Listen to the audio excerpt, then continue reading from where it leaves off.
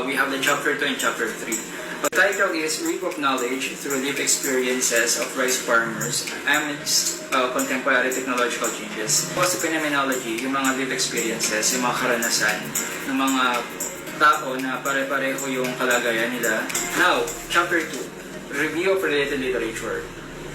What comes in our mind pag sinabing review of related publications, journals, theses, dissertations, we can consider yung mga government meetings, etc.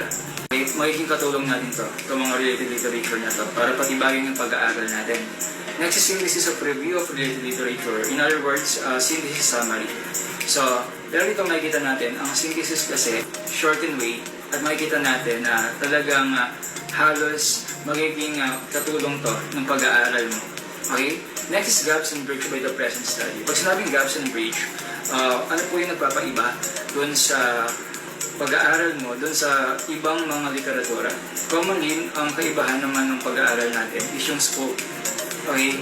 Sino yung mga pinag-aralan mo? Ano yung lugar?